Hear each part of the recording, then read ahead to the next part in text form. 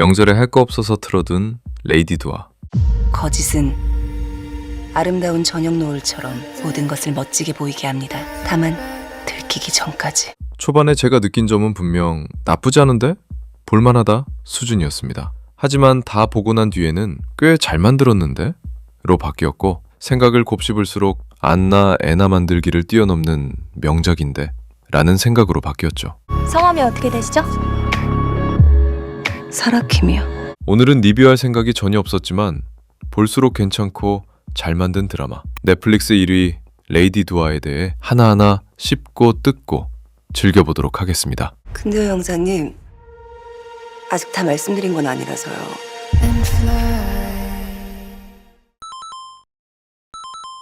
드라마가 범죄 스릴러가 메인이고 사건을 순서대로 따라가지 않고 그 과정에서 나오는 인물은 총 5명입니다. 목가희, 김은재, 두아, 사라킴, 그리고 김미정까지. 이 타임라인을 정리하는 것으로 시작할게요. 제가 그 여자에 대해 아는 건요, 아는 게 하나도 없단 것뿐이에요. 드라마에서 처음 회상하는 첫 번째 기억은 목가희입니다. 물론 목가희 역시 세탁한 신분이고 그 전에 그녀가 어떤 인생을 살아왔는지는 드라마에서 끝내 밝혀지지는 않습니다. 첫 번째 기억은 목가희 3월 백화점 명품관에 취직하며 이야기는 본격적으로 시작됩니다. 명품에 대한 꿈을 가득 안고 취직한 순간 그 꿈은 산산조각 나버립니다. 꿈이 생겼어요. 이 백에 어울리는 사람이 될 거예요. 매장을 비우고 화장실을 다녀온 사이 매장 내 명품들이 도난당하는 사건이 발생하죠. 이미 범인은 리셀가로 물건을 팔았을 거고 다시 돌려받는다 해도 이미 재판매는 어렵죠. 그리고 백화점 측은 신고해서 일을 복잡하게 만들고 싶지 않으니 직원에게 책임을 전가시키는 것으로 해결합니다. 결국 하루아침에 5천만 원의 빚이 생겨버린 목가희. 이것을 갚기 위해 투잡을 뛰며 아등바등 살지만 현실은 쉽지 않았습니다. 그러던 중 매장 점장의 제안으로 구매 대행 알바를 하게 됩니다. 백화점 임직원에게만 직원가로 판매하는 명품을 대리 구매해주는 알바였는데 이것이 월급보다 훨씬 나은 겁니다. 그래서 곧장 직원들 사원증까지 훔쳐가며 구매 대행으로 돈을 벌기 시작하고 구매 대행 쪽에서는 청담 여신이라는 닉네임으로 이름을 날리죠. 그렇게 순식간에 5천만 원을 갚게 되고 자신이 가지고 싶었던 명품 가방을 사기 위해 5천만 원을 추가로 대출받았어요.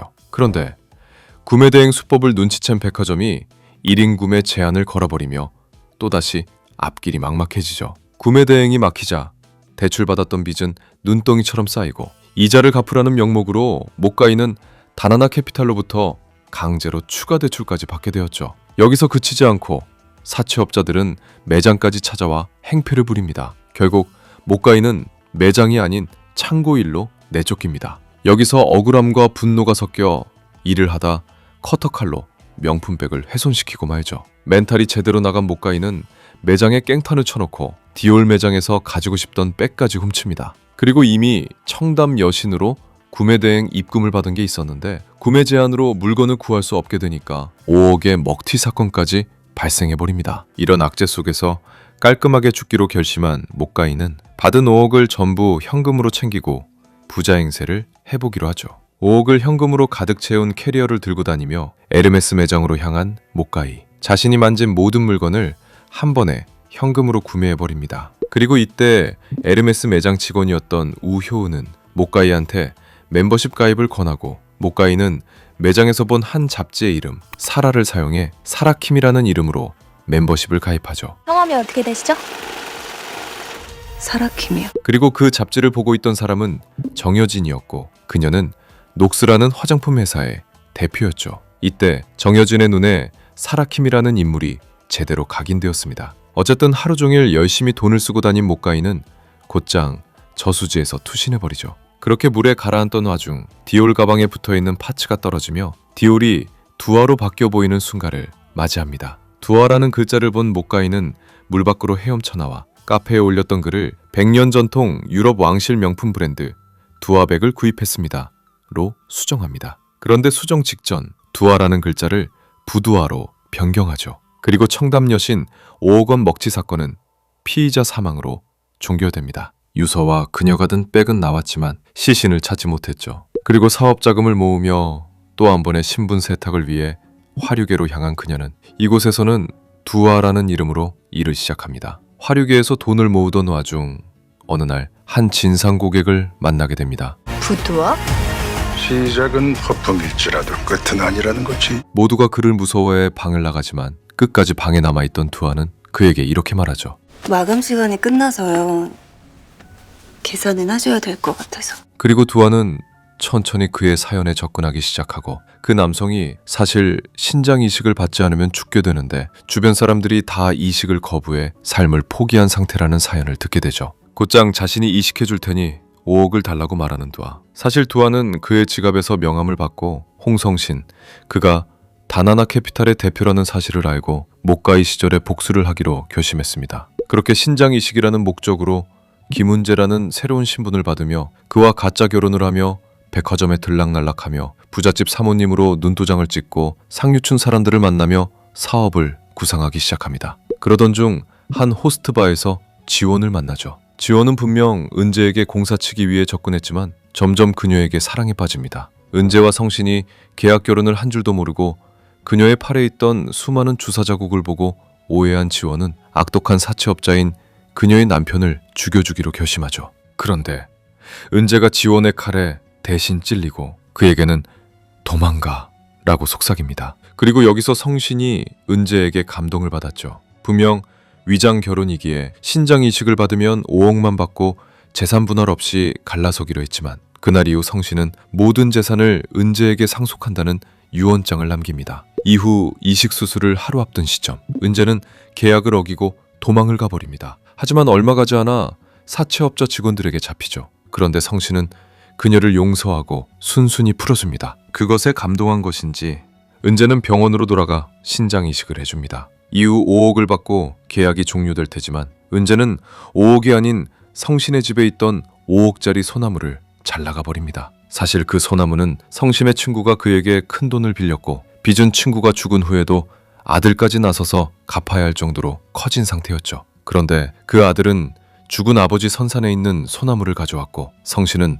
그 소나무와 함께 빚을 탕감해줍니다. 성신이 사채업자의 길 포기한 순간이기에 그것은 처음이자 마지막 선이었죠. 하지만 애초에 복수를 하기 위해 접근했던 은재는 살 수 있다는 희망 직전 도망을 택하는 것이 최고의 복수라고 생각했지만 그의 선의에 보답하기 위해 돌아와 수술받았죠. 그리고 5억이라는 가치에 상응하는 소나무를 가져감으로써 그 순간 사기꾼이길 포기하고 성신에게 선의를 베푼 것이었습니다. 이후 시간이 흐르고 나름 부자의 티가 나던 은재는 이제 은재가 아닌 사라킴으로서 부도아라는 브랜드를 만들기 위해 이곳저곳을 다니기 시작하죠. 그러던 중 짝퉁을 만들던 공장에서 진짜보다 더 진짜같이 짝퉁을 만드는 능력자 김미정을 알게 됩니다. 그렇게 그녀와 함께 부도아를 만든 사라킴은 지원을 찾아가 호스트바를 오는 상류층 사모님들에게 부도아의 입소문을 퍼뜨리게 시킵니다. 듣지도 보지도 못한 부도아는 사실 유럽 왕실에만 판매한다는 프레임을 만들고 상위 0.1%만 가질 수 있다며 소유욕을 자극시켰죠. 그리고 이미 목가이 때, 김은재 때 명품관을 왔다 갔다 했던 이력 덕분에 부도아의 아시아 지사장 사라킴의 신뢰도 쌓인 상태였죠. 그러던 와중 녹스라는 화장품 브랜드의 대표 정여진을 만납니다. 그녀는 상류층에서는 애매한 위치에 있었지만 사라킴과 친구가 된 정여진은 그녀라면 녹스를 최상류층에 올려줄 인물이라고 믿게 되었고 녹스가 부도아에 150억을 투자합니다. 이후 공장에서는 부도아 제품을 쏟아냈고 이 과정에서 손잡이만 결합하지 않은 채 영국으로 보내 재조립 후 다시 수입해 영국 장인이 만든 제품으로 둔갑시키죠. 그리고 예전 명품 매장에서 만났던 효은을 스카우트하고 그녀가 가지고 있는 고객 리스트를 적극 활용합니다. 또 거기에 지원을 3월 백화점의 회장인 최채우에게 붙여 그녀의 약점을 알아내고 사람을 믿지 않아 자리를 비울 때면 꼭 녹음을 켜둔 휴대폰을 놓고 간다는 습성을 알아내죠. 그러면서 끝까지 최채우를 부도아 매장에 초대하지 않고 그녀가 직접 발길을 하게 만든 후 약점인 약으로 구토하게 만들고 효은이 그녀의 뒷담화를 하는 순간 최채우 편을 들어주며 그녀의 마음을 사는데 성공합니다. 이때 스카우트했던 효은을 자르고 그것에 복수하기 위해 친구였던 다혜와 복수를 결심하는데 다혜는 과거 백화점 임직원 세일에서 목가이를 만난 것을 기억하고 후에 형사 무경에게 그녀의 이야기를 하기도 하죠. 그 사이 정여진은 부도아에 투자했지만 추가 배당을 받지 못해 사람을 시켜 그녀를 협박했던 해프닝도 있었습니다. 부도와 매장은 성공적으로 오픈했고 승승장구하던 와중 부도와 가방을 만들던 미정은 자신이 만든 제품이 수천, 수억에 팔린다는 사실을 알게 됐고 점점 사라킴처럼 되고 싶다는 꿈이 생겼죠. 그러던 중 신상 론칭 파티를 앞두고 드레스를 가방한 사라킴은 시간이 없어 체형이 비슷한 미정에게 드레스 피팅을 부탁하죠. 드레스를 입고 욕망이 커진 미정. 사라킴은 프로필 하나 등록되지 않은 신비주의였고 그것을 이용해 사라킴의 카드로 명품을 쇼핑하고 다녔습니다. 대부분 사라킴의 얼굴을 몰랐고 체형까지 비슷했기에 가능했던 일이었습니다. 그 사이 발목에 사라킴과 똑같은 타투까지 새긴 미정. 하지만 결국 꼬리가 길어 걸린 미정은 해고당하죠. 미정은 복수를 하기 위해 혹은 사라킴이 되기 위해 계획을 세웁니다. 일단 공장에서 일하던 불법 체류자들을 신고해서 강제 송환시키고 공장이 비어있는 틈을 타 지문을 다 지워버리죠. 그리고 부도와의 실체를 지원에게 폭로해 사라킴을 배신하게 만듭니다. 그런 그녀의 최종 목적은 사라킴을 죽이고 무적자였던 자신이 사라킴이 되는 것이었죠. 미리 CCTV의 케이블도 다 잘라놓고 사라킴을 유인하지만 역으로 본인이 당하면서 이날 사라킴은 미정을 살해합니다. 지독한 원한살인 같은데요. 신원조회가 안 된답니다. 그 사이 지원은 최채우에게 붙은 상태였고 모든 게 가짜라는 걸 알게 된 최채우는 부두아에게 높은 수수료로 백화점에 입점하라는 조건을 내겁니다. 이것을 받아들인 사라킴은 자신이 일한 적 있는 3월 백화점 지하 쓰레기장에 미정의 시신을 유기하며 종적을 감춰버리죠. 하지만 미정은 살아있었고 빛을 쫓아 기어갔지만 추운 겨울에 결국 얼어 죽고 말았습니다. 시신의 얼굴은 심하게 함몰되어 누군지 알아볼 수도 없었고 무적자이기 때문에 지문 등록도 되어 있지 않았죠. 결국 단서는 발목의 타투와 보라색 버킨백뿐이었습니다. 버킨백의 넘버를 추적한 끝에 구매자가 정여진이라는 사실을 알게 되죠. 사실 그 보라색 버킨백은 사라킴이 정여진에게 접근할 때 자신 거와 바꿔준 버킨백이었고 그때 사라킴이 정여진에게 받은 걸 다시 미정에게 선물했었죠. 정여진의 진술 덕분에 죽은 사람은 사라킴일 거라는 생각으로 수사를 시작한 무경. 하지만 그녀의 행적을 쫓을수록 목가희, 김은재, 사라킴, 김미정을 알게 되며 수사망을 좁힐 수 있었죠. 그리고 홍성신의 진술 덕분에 수술 자국이 없는 시체의 정체는 사라킴이 아니라는 걸 알게 됩니다. 그런데 공개 수배를 앞둔 와중 사라킴이 자진 출두를 해버리죠. 무경은 사라킴을 압박하기 위해 부도아가 사기라고 주장하지만 사실 부도아는 편법을 이용할 뿐이었지 불법은 아닌 상태였죠. 500억 투자 사기조차 사라킴은 애초에 그럴 계획이 없었기 때문에 투자금 이상의 금액을 배당금으로 입금하면서 사라킴을 사기로 고소할 사람은 존재하지 않았습니다. 살인 혐의는 미리 미정이 CCTV 선을 잘라놨고 시체 유기도 지하에서 이루어졌기 때문에 어떠한 증거도 남아있지 않았죠. 이런 와중 사라킴도 죽은 미정도 신분이 확실하지 않았기에 누가 누굴 죽였는지 확실치 않았습니다. 결국 사라킴에게 제대로 말린 무경. 이대로 포기하지 않고 사라킴을 흔들기 위해 사라킴 본인이 아닌 부두아를 건들기 시작합니다. 수사 자료를 유출시키면서까지 부두아의 사기극을 뉴스를 통해 보도하겠다고 협박하죠. 끝내 평정심을 잃고 무너진 사라킴은 극단적인 결심을 하고 무경에게 그동안 있었던 일, 미정에 관한 이야기를 전부하게 됩니다. 제가 사라킴을 사칭했고 사라킴이 되기 위해 죽였습니다. 제 이름은 김미정입니다. 신분을 바꿔버리죠. 결국 부도아한테 사기당한 사람은 존재하지도 않고 능력자인 사라킴은 억울하게 죽임을 당한 것이기에 부도아를 완벽하게 지켜낼 방법이었습니다. 끝내 김미정이 된 그녀는 살인죄로 10년형을 선고받고 150억을 투자한 녹스가 최대 주주가 되어 정여진이 경영을 맡게 되었죠. 그 덕에 여전히 부도아는 줄이 끊이지 않는 명품으로 자리 잡혀 있습니다. 그리고 진짜 이름이 뭐냐는 무경의 질문에 끝까지 답하지 않는 것을 끝으로 드라마는 결말을 맞이합니다. 사라킴이 존재하지 않는다고요? 실제로 부도와 같은 사기극이 말이 돼? 이렇게 생각하시는 분들이 분명히 계시죠. 하지만 이 사건 실제로 한국에서 벌어진 적이 있었습니다. 바로 2006년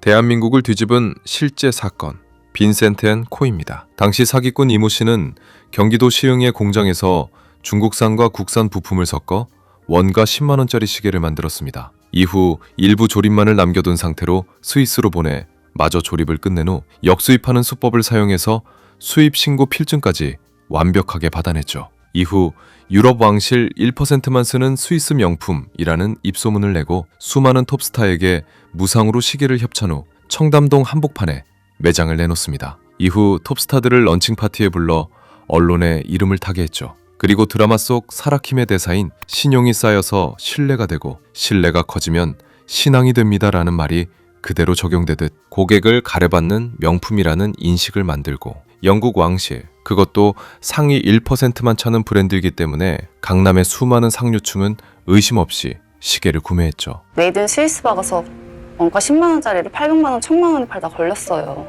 흔히 조명빨이라는 표현이 있듯 이 사건은 금으로 만든 게 아니라 금이라고 믿게 만드는 조명을 파는 장사를 한 셈이었습니다. 하지만 치밀했던 이 사건은 결국 들키고 말았고 본격적으로 수사가 진행되었습니다. 그리고 이 사기극을 주도한 이모 씨는 징역 4년을 선고받았죠. 가장 아름다운 가짜였어요. 마치 사라킴 왕국처럼요. 드라마에는 총 5개의 이름이 등장합니다. 3월 백화점, 프라다 매장의 직원, 목가희, 사업을 하기 위해 일했던 술집에서 쓴 두아, 홍성신과 위장 결혼을 하기 위해 받은 가짜 신분, 김은재, 부두아의 대표인 사라킴, 마지막으로 부두아를 지키기 위해 신분을 맞바꾼 김미정까지 총 5개의 이름이 드라마의 부제와 함께 등장하는데 저는 여기서 과연 그녀의 진짜 이름은 무엇일까가 가장 궁금했어요. 그래서 하나하나 드라마를 다시 따라가 본 결과 진짜 이름은 두아일 거라는 생각을 하게 됐습니다. 첫째, 김은재로 신분을 세탁하고 처음 지원을 만났을 때 그녀는 지원에게 이렇게 묻습니다. 이런 데서 가명 지을 때 제일 싫어하는 사람 이름 따온다던데. 그런데 지원은 가명이 아닌 본명이라고 말하며 불쌍한 사람이 한 잔 따라드리겠다고 말했죠. 즉, 지원이 가장 혐오하는 사람은 불행을 타고난 본인 자신이었기 때문에 술집에서 본명을 사용했던 겁니다. 그리고 김은재 이전, 술집에서 그녀는 두아라는 이름을 사용했죠. 이미 지원에게 묻기 전부터 그녀는 술집에서 쓰는 가명은 가장 혐오하는 사람의 이름을 쓴다는 것을 알고 있었을 수도 있습니다. 단순히 자신이 부두아라는 브랜드를 만들기 위해 그것과 관련된 두아라는 이름을 쓴 것이 아닌 진짜여서 불행했던 두아라는 인생을 가짜라는 명성으로 행복하게 만들기 위한 그녀의 큰 그림처럼 보였습니다. 이후 드라마의 마지막 회차, 김미정으로 살게 된 그녀에게 박무경 형사는 진짜 이름이 뭔지 묻는데 여기서 그녀의 대답이 아닌 드라마의 타이틀 레이디 두아가 지워지는 것으로 마무리됩니다. 부두아라는 브랜드를 비추는 것도 아니고 사라킴을 먼저 보여주는 것도 아닌 레이디 두아라는 타이틀을 보여주는 것이죠. 섬은 무엇인지 모르지만 그녀의 이름이 두아라는 것을 대답한 것처럼 보였습니다. 유일하게 회차에서 2번 언급된 단어가 부두아와 레이디 두아이죠. 사라킴이라는 완벽한 인물을 지워가면서까지 부두아라는 브랜드를 지킨 건 역시 그녀의 본명이 두아라서 그런 것 같았습니다. 그냥 아예 새 삶을 살 거라 그랬어요. 이 작품 속 목가희의 유서를 자세히 보시면 망할 사랑에 사랑해서 망했습니다 라는 문장이 등장하죠. 이 대사는 드라마 속 전체를 관통하는 중요한 대사입니다. 1화는 정여진이 사라킴에게 빠져들었죠. 2화는 효은이 사라킴에게 빠져듭니다. 3화는 목가희가 사랑하는 공간에서 위기에 빠지죠. 4화는 홍성신과 강지원이 김은재에게 빠졌고 5화에서는 무경을 시험에 빠뜨립니다. 6화는 최채우가 사라킴에게, 7화는 김미정이 사라킴에게 빠져들고 말았죠. 이렇듯 형태만 다를 뿐이지 모두가 그녀를 사랑하고 어떤 것에 빠져드는 이야기로 진행되는, 즉 사랑에 관한 이야기를 하고 있습니다. 그리고 여기서 가장 중요한 사랑해서 망했습니다 라는 문장이 이 두아라는 인물의 결말을 우리가 아는 것처럼 만들어 놓습니다. 앞서 말씀드린 것처럼 두아가 가장 사랑하고 혐오하는 것이 두아 자신이죠. 그래서 무경이 두아를 협박했을 때 사라킴이 무너지는 것이 아닌 부두아가 무너지고 버림받는 것을 두려워했습니다. 가진 것 하나 없는 김미정으로 살더라도 부두아만큼은 세상에 남아 사랑받기를 원했죠. 즉 사랑해서 망했습니다 라는 문장이 8화에서는 두아 자신에게 해당하고 말았습니다. 사랑했기에 기구한 인생을 혐오했고 사랑했기에 가짜로라도 사랑받게 만들고 싶었죠. 또 사랑했기에 모든 걸 놓더라도 지키고 싶었을 겁니다. 간절하게 부자로 살고 싶었던 두아는 부두아라는 브랜드가 사기가 아닌 사업으로 만들었고 돈이 아닌 또 다른 가치를 만들어냈습니다. 사랑 때문에 망하긴 했지만 감옥에서 김미정으로 또 다른 사기 혹은 사업을 구상할 수도 있겠네요. 시키는 대로만 안 했지 내가! 환상은 결국 깨지기 마련이죠. 제가 쿠팡 플레이 최고 명작을 안나 감독판이라고 생각하고 미국의 수많은 금수저를 속인 실화 넷플릭스의 애나 만들기, 혈액 한 방울로 수많은 검사가 가능하다고 속인 엘리자베스 홈즈의 의료 사기 스캔들의 실화, 디즈니 플러스의 드롭아웃까지 이런 까레 드라마를 정말 좋아하거든요. 그런데 이 레이디 두아는 저런 실화 사건을 작중 녹여내면서 짜치는 부분도 분명 있지만 은근히 치밀하게 설계한 추리물 속에서 이야기를 따라가는 재미가 상당한 작품이었습니다. 특히 작중 메인 메시지가 되는 진짜와 구별할 수 없는데 가짜라고 볼 수 있나요? 는 명품 소비액 세계 1위인 한국에서 더욱더 핵심을 관통하는 메시지가 되었죠. 진짜와 구별할 수 없는데 가짜라고 볼 수 있나요? 가짜가 만든 결핍을 시작으로 주연, 조연 할 것 없이 치밀하게 연결된 관계성은 다음화 버튼을 누르게 만듭니다. 첫 작품이기에 모든 것을 갈아 넣었다는 게 느껴지는 추송현 작가의 극본, 인간 수업, 마이네임을 연출한 경험을 통해 빛과 어둠이 주는 명암비를 명확하게 그려낸 김진민 감독의 연출. 거기에 부자가 되고 싶다, 명품이 되고 싶다는 욕망을 멈출지 모르는 1톤 트럭이 되어 질주하며 연기하는 신혜선까지 모든 것이 조화를 이루는 작품이었습니다. 전작들에 비해 아쉽긴 하지만 신혜선을 완벽히 서포팅하는 튀지 않는 이준혁의 연기, 주연 못지않은 존재감 있는 캐릭터들의 조연들까지 추천하지 않을 이유가 없는 드라마죠. 미스테리 추리물답게 다소 난잡한 타임라인이 헷갈리는 부분도 있지만 이것까지가 레이디 두아를 완성하는 핵심 요소이기에 저는 오히려 좋았던 부분도 있었습니다. 물론 명품이라는 것에 관심이 떨어지고 이런 장르 자체에 매력을 느끼지 못하시는 분들에게는 아주 많이 호불호가 갈릴 부분이 있지만 거를 이유가 되지는 않는 드라마입니다. 네가 찾아오기 전까진 걔한테 사기당한 줄도 몰랐으니까. 자, 이렇게 레이디 두아의 리뷰를 그려보았습니다. 어쨌든 오늘도 마무리하기 전 평점과 다시 보기 지수를 남기도록 할게요. 평점은 5점 만점으로 남기고 다시 보기 지수는 총 4단계로 평가할 예정입니다. 자, 그럼 레이디 두아의 점수는 별점은 5점 만점에 4점, 다시 보기 지수는 제 관람입니다. 처음 볼 때는 안나와 애나 만들기 정도의 재미를 느꼈지만 곱씹을수록 잘 짜여진 각본과 연출이 평가를 올려놓습니다. 무엇보다 인생 캐릭터를 만나서 미친 듯이 질주하는 신혜선의 연기가 드라마 속 판타지적인 요소에 개연성을 붙입니다. 신혜선의 연기가 개연성이고 신혜선의 패션과 미모가 개연성인 작품입니다. 그렇기에 레이디 두아라고 쓰고 신혜선의 인생 드라마라고 읽게 되는 것이죠. 초반에 정리되지 않고 헷갈리던 타임라인이 볼수록 큰 재미를 주고 다시 보고 싶게 만드는 매력적인 요소가 되기도 했습니다. 기대를 정말 하지 않고 봤다가 명절 내내 레이디 두아에 빠져 있었던 리뷰는 여기까지입니다. 오늘의 이야기를 들은 여러분들은 이번 레이디 두아를 어떻게 보셨는지 자유롭게 댓글로 의견 남겨주세요. 그리고 얼마 전에 업로드한 왕사남 리뷰 영상도 재밌으니까 꼭 한번 보시길 추천해드리면서 저는 여기서 인사드릴게요. 구독과 알림 설정 눌러주시면 앞으로도 각종 영화 속 이야기로 계속 인사드리겠습니다. 지금까지 필름그린의 박그린이었습니다. 감사합니다.